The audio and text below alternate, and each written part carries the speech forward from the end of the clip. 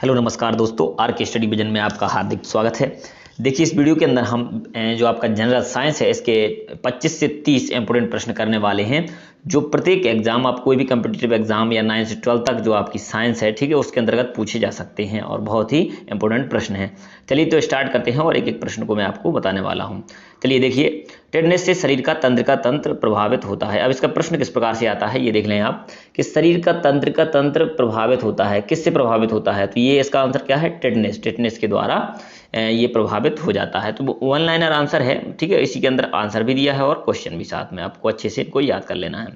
आगे देखिए, सेकंड वाला क्वेश्चन आपका है, आपको दिख रहा होगा, स्वस्थ मनुष्य के शरीर में रक्त का औसत जो लीटर है, वो रक्त कितना होता है मनुष्य के शरीर में? औसत कितना है? 5 से 6 लीटर ब्लड मनुष्य के अंतर्गत होता है, बॉडी के अंदर, ठीक है। आगे बढ़ते हैं। अगला देखिए, मनुष्य के रक्त का शुद्धिकरण कहाँ पे होता है? तो मनुष्य के रक्त का जो शुद्धिकरण है ये होता है आपका किडनी के अंदर, ठीक है। किडनी इसका आंसर हो जाएगा। आगे बढ़ते हैं, यहाँ पे अगला प्रश्न देखेंगे आप, मानव शरीर की सबसे छोटी ग्रंथि कौन सी है और ये कहाँ है? तो सबसे छोटी ग्रंथि कौन सी है? पिट्यूटरी ग्लैंड, यानी मस्तिष्क में ये पाई जाती है, ठीक है। तो ये इसका आंसर हो जाएगा।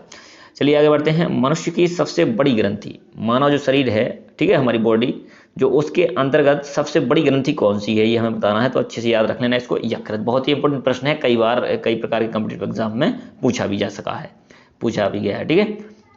इंसुलिन की खोज यहाँ पर किसने की थी?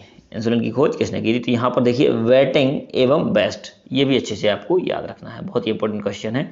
वस्तु का प्रतिबिंब आंखों के कहाँ पर बनता है? आंखों में कहाँ पर बनता है? ये आंख के रेटिना पर बनता है प्रतिबिंब, ये भी आपको अच्छे से याद रख लेना है। बिल्कुल एक एक जितने भी प्रश्न हैं सबको लिखते जाइए और अच्छे से इनको याद भी करना है, क्योंकि सभी महत्वपूर्ण प्रश्न हैं आपके पेपर के लिए।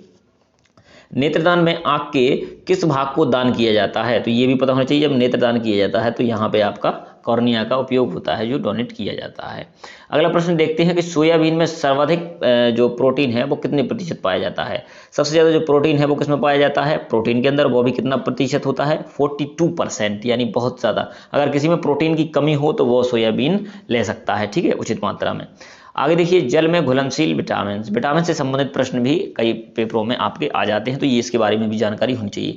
जल में घुलनशील विटामिन जो आपका है बी और सी। अब बाकी जो बचे हुए विटामिन है, जैसे आपका ए हो गया, ठीक है, और आपका डी हो गया और के हो गया, ई हो गया, ये सब कैसे हो जाएंगे? आपका जल में वो हो जाएंगे बसा में घुलनशील, क्योंकि ये वाले कैसे हैं? जल में घुलनशील, बी और सी। और बाकी जो बचे हुए विटामिन हो जाएंगे वो हो जाएंगे बसा में घुलनशील विटामिन, इसको याद रखें आप। आगे देखिए, विटामिन सी जो होता है आपका, ये किस प्रकार के फलों में पाया जाता है? तो विटामिन सी जो एस्कार्बिक अम्ल होता है इसके अंदर, ये कहाँ पाया जाता है? खट्टे फलों में ये पाया जाता है, जैसे नींबू या फिर जो अन्य हैं, ठीक है, फल होते हैं खट्टे। आगे देखिए, विटामिन सी की रासायनिक नाम क्या है इसका? तो विटामिन सी का जो रासायनिक नाम है, केमिकल नेम है, ये होता है एस्कार्बिक एसिड, इसको आप लोग याद रखें। आगे देखिए, अगला प्रश्न है, जीव विज्ञान के जनक किसे कहा जाता है? बहुत ही महत्वपूर्ण प्रश्न है। तो ये आपका है अरस्तू, ठीक है। ये तो बिल्कुल छपता ही छपता है पेपरों के अंदर, बहुत सारे पेपरों में आ चुका है और जीव विज्ञान का बहुत ही महत्वपूर्ण प्रश्न है ये। तो किसने की थी? जीव विज्ञान के जनक कौन है? अरस्तू, ठीक है। अगला प्रश्न देखेंगे आप लोग, जीव विज्ञान शब्द का सर्वप्रथम प्रयोग लेमार्क एवं ट्रेवेरिनस ने किया था। तो ये भी आपको याद रखना है, ठीक है। जीव विज्ञान जो है इसका सर्वप्रथम प्रयोग किसने किया था? लेमार्क एवं ट्रेवेरिनस ने किया था। साइंस के सभी महत्वपूर्ण प्रश्न है ये, बिल्कुल अच्छे से आप लोग याद करते जाइए और इनको नोट भी कर लेना आप लोग, ठीक है। वनस्पति विज्ञान के जनक कौन थे? तो ये आपको याद रखना है, वनस्पति जो विज्ञान है आपका, इसके जनक किसे कहा जाता है? थियोफ्रस्टस को कहा जाता है।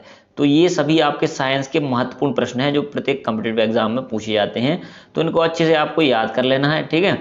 और इसी प्रकार के जो महत्वपूर्ण प्रश्न हैं हमारे चैनल पर कराए जाते हैं, तो यदि आपने हमारा चैनल सब्सक्राइब नहीं किया है तो उसे आप सब्सक्राइब अवश्य कर लें, ठीक है।